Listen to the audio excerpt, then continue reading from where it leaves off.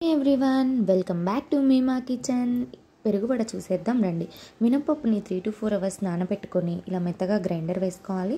తర్వాత పెరుగుని కొంచెం తిక్కు మజ్జిగలాగా చేసుకొని పక్కన పెట్టేయాలి. పెరుగులోకి పోపు కోసం ఆయిల్లో జీలకర్ర, ఆవాలు,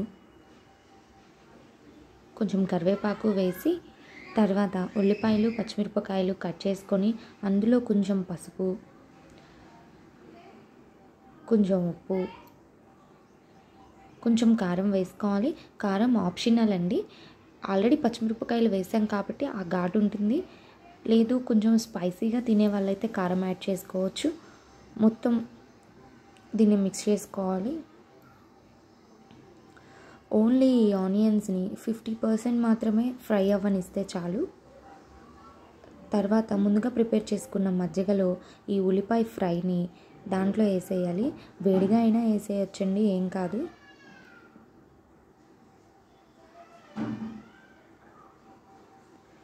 తర్వాత మొత్తం మజ్జిగ ఈ ఉల్లిపాయ ఫ్రై మొత్తం మిక్స్ అయ్యేలాగా బాగా కలుపుకోవాలి.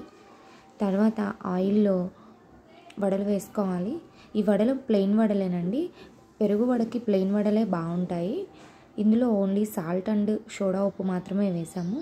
పిండి ఎంత నానితే అంత బాగా వస్తాయండి వడలు. చూసారా ఎంత ప్లఫీగా వచ్చాయో వడలు. దీన్ని డైరెక్ట్గా మనం ఇందాక మిక్స్ చేసుకున్న పెరుగులో వేసేసుకోవచ్చు. కొంతమంది వాటర్లో డిప్ చేసి వేస్తారు, ఎవరు ఆప్షనల్ వాళ్ళదండి. మా స్టైల్లో అయితే మేము ఇలా చేస్తాము. తర్వాత వడలన్నీ ఆ పెరుగులో వేసేసి చూడండి ఇలా మొత్తం లోపల మునిగే వరకు అలా మిక్స్ చేయాలి. అంతే, పెరుగు వడలు రెడీ. ప్లీజ్ సబ్స్క్రైబ్ మీమా కిచెన్స్.